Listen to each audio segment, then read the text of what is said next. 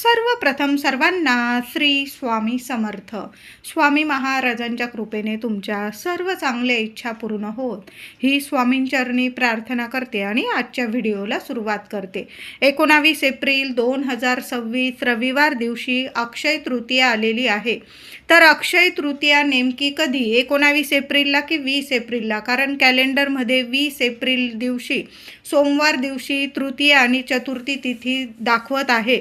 तर 19 एप्रिलला तृतीया तिथी प्रारंभ होत आहे. सकाळी 10:49 ही अक्षय तृतीयाची तिथी प्रारंभ होत आहे आणि 20 एप्रिलला सकाळी 7:27 ही अक्षय तृतीयाची तिथी समाप्त होत आहे. अक्षय तृतीया हा सण आपण दुपारी साजरा करत असल्यामुळे आपल्याला 19 एप्रिल 2026 रविवार दिवशीच अक्षय तृतीया हा सण सोन्यासारखा सण साजरा करायचा आहे. तर अक्षय तृतीया, वैशाख शुद्ध तृतीयेलाच अक्षय तृतीया म्हणतात. 3.5 मुहूर्तांपैकी एक संपूर्ण शुभ मुहूर्त म्हणजे अक्षय तृतीया. हा श्राद्ध दिवस सुद्धा मानला जातो. हा दिवस पितरांचा सण म्हणून सुद्धा आपण साजरा करत असतो. बघा, या दिवशी केलेले दान, हवन, तर्पण, पूजा, जप इत्यादी पुण्यकर्म आपल्याला अक्षय फळ देत असतं. म्हणून अक्षय तृतीया ही पुण्यतिथी म्हणून सुद्धा आपण साजरी करत असतो. थोडक्यात सांगणं म्हणजे आपल्या पितरांचे ऋण फेडण्याचाच हा दिवस असतो. तसेच हा दिवस परशुराम जयंती म्हणून सुद्धा आपण ओळखतो. म्हणून परशुरामाचं तुमच्या घराजवळ जर मंदिर असेल तर या दिवशी आवर्जून सर्वांनी मंदिरात जायचं आहे. आता परशुरामाचं मंदिर सगळ्याच ठिकाणी असतं असं नाही. जिथं रेणुका मातेचं मंदिर असेल तिथं तर हमखास देवी आईचा पुत्र म्हणजेच परशुराम, तिथं तर तुम्हाला मंदिरात दर्शन होऊनच जाईल. पण नाही तुमच्या घराजवळ तर सरळ आपल्या स्वामींच्या दर्शनाला जायचं आहे. साक्षात श्रीहरी विष्णूच म्हणजे परशुरामाचं, भगवान श्रीहरी विष्णूंचाच एक अवतार म्हणजे परशुराम आहे. घराजवळ श्रीरामांचं मंदिर असेल किंवा श्रीहरी विष्णू लक्ष्मीनारायणांचं आपल्या स्वामींचं मंदिर असेल, विठू माऊली रुक्मिणी मातेचं मंदिर असेल, तिथं जाऊन दर्शन घ्यायचं आहे. बघा, वैशाख शुद्ध तृतीयेला स्कंद आणि भविष्य पुराणात भगवान विष्णूंनीच परशुरामाच्या रूपात माता रेणुकाच्या उदरी जन्म घेतला. म्हणून या दिवशी रात्रीच्या पहिल्या प्रहरात जयंती साजरी करण्यात येते. चैत्र शुद्ध तृतीयेपासून अक्षय तृतीयेपर्यंत वसंत गौरीचा उत्सव साजरा केला जातो. बघा, बऱ्याचशा घरांमध्ये गौरी पूजन सुद्धा केलं जातं. घरोघरी हळदी कुंकवाचा समारंभ केला जातो. या दिवशी पूर्णावरणाचा नैवेद्य, आंब्याचा नैवेद्य या दिवशी तर सगळ्याच घरांमध्ये होतो. काही ठिकाणी तर अक्षय तृतीयेपासून आंबा खाल्ला जातो. आधी देवांना नैवेद्य दाखवला जातो, पितरांना नैवेद्य दाखवला जातो, गाईला नैवेद्य दिला जातो आणि मग आपण आंबा खायला सुरुवात करत असतो.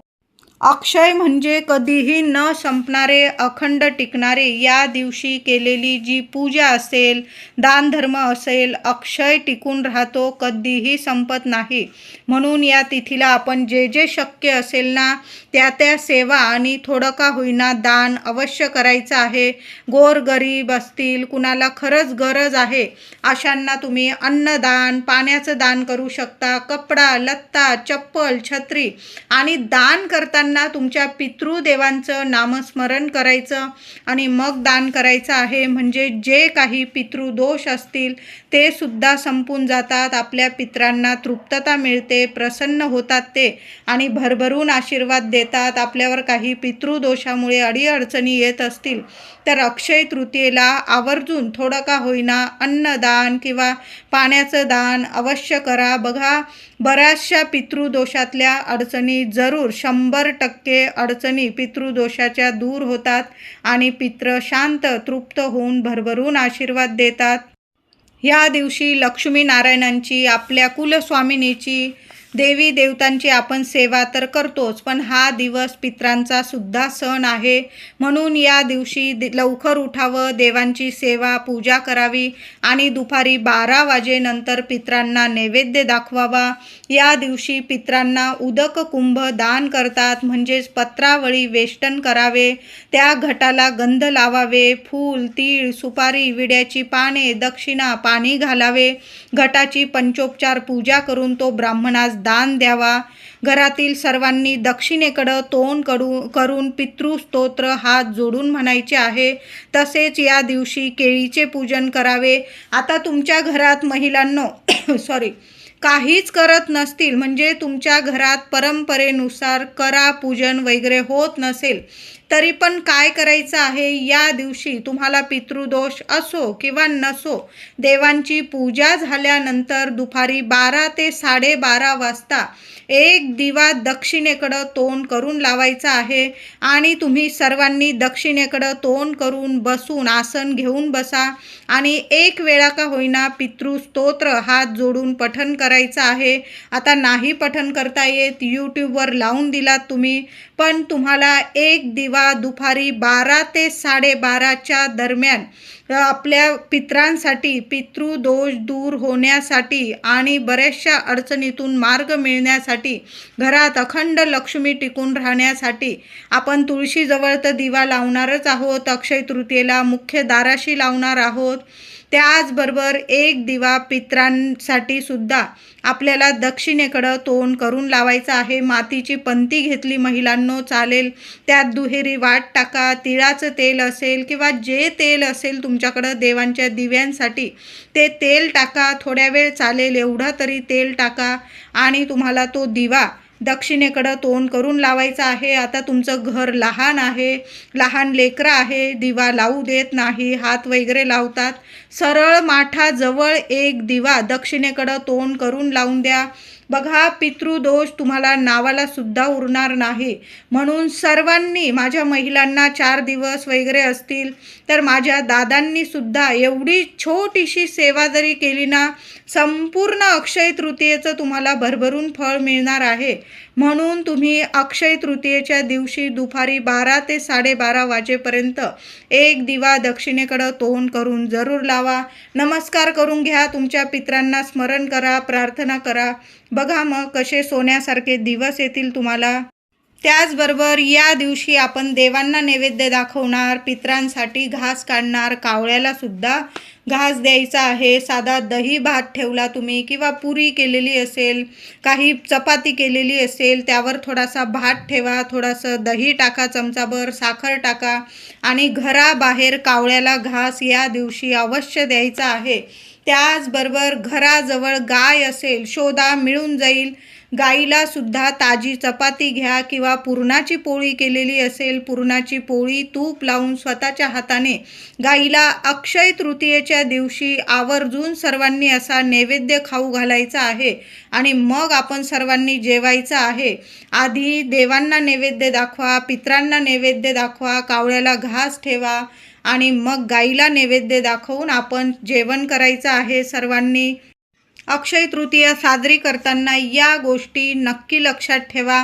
महिलांनी सकाळी लवकर उठायचं आहे आणि अंघोळीच्या पाण्यात थोडं का होईना गंगाजल टाकायचं आहे, चिमूटभर हळद टाकायची आहे. महिलांनो, उपाय जरूर करा.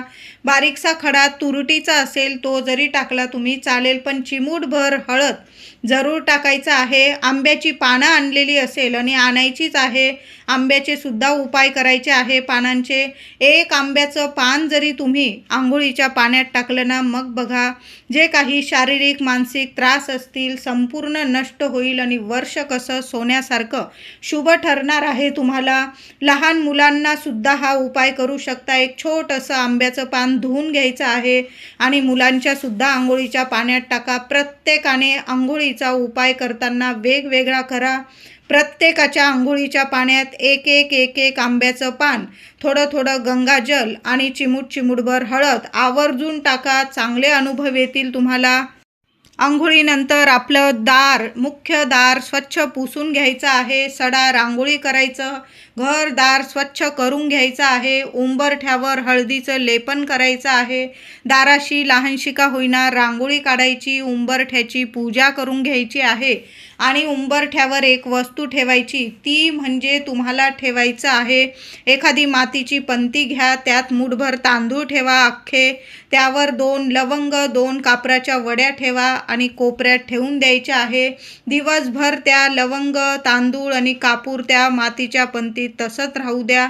संध्याकाळी दिवे लागणीला ते तांदूळ त्या त्या तांदळावर जो कापूर ठेवलेला आहे लवंगांसोबत, त्या वस्तू तुम्हाला जाळून टाकायच्या आहे. माता लक्ष्मीला तुमच्या मनातील इच्छा बोला आणि त्या वस्तू उंबरठ्यावरच जाळायच्या आहे. सोन्यासारखे अनुभव येतील तुम्हाला.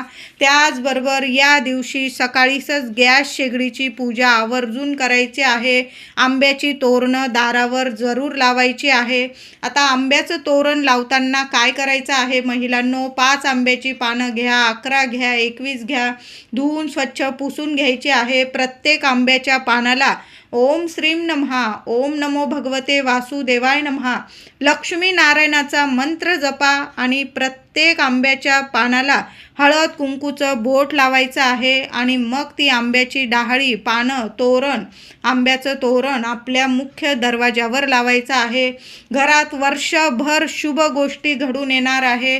लग्न कार्यात अडचणी असतील ते सुद्धा लग्न कार्य जुळून येतील. कितीही ग्रह दोष असू दे, कुंडलीत दोष असू दे, आंब्याच्या पानांचा हा उपाय अक्षय तृतीयेला जरूर करायचा आहे. घरात सर्व काही शुभ मंगल गोष्टीच घडून येतील. तुमच्या कष्टाला फळ मिळू लागेल. लक्ष्मी टिकून राहील, घरात बरकत राहील, आरोग्य प्राप्ती राहील. म्हणून या दिवशी आंब्याचं तोरण आपल्या मुख्य दरवाजावर जरूर लावा. दारावर आधीचं स्वस्तिक असेल, दार स्वच्छ पुसताना ते स्वस्तिक पुसून घ्यायचं आहे. पुन्हा हळदी कुंकू ओलं करा किंवा तुम्हाला हळदीने काढायचं, फक्त हळद ओली करा. थोडंसं त्यात गुलाब जल टाकायचं आहे. हळद कुंकू ओलं करताना गुलाब जलाचा वापर आवर्जून करा. गुलाबाच्या वासाने माता लक्ष्मी आकर्षित होते आणि या दिवशी माता लक्ष्मीला आकर्षित करण्यासाठी जेवढे उपाय सेवा करता येईल ना महिलांनो, तेवढ्या जरूर करायचं आहे. अक्षय धन प्राप्ती होणार आहे, लक्ष्मी प्राप्ती होणार आहे, आरोग्याची प्राप्ती होणार आहे, मुलांना प्रगतीची प्राप्ती होणार आहे. म्हणून या दिवशी दारावर सुद्धा एक स्वस्तिक काढायचं आहे. एक गॅस शेगडीवर, गॅस शेगडीच्या भिंतीवर, आपल्या मुख्य देवघरावर एक स्वस्तिक काढा. तुम्ही तिजोरीवर तुमच्या स्वस्तिक काढायचं आहे. जिथं जिथं तुम्हाला लक्ष्मीवर्धक गोष्टी ठेवलेल्या आहे तुम्ही तिथं तुम्हाला स्वस्तिक काढायचं आहे. मग हळदीने काढा किंवा हळद कुंकू एकत्र करून काढा. लक्ष्मी नारायणांचा मंत्र जपा आणि मग स्वस्तिक काढायचं आहे. यामुळे सुद्धा माता लक्ष्मी प्रसन्न होते.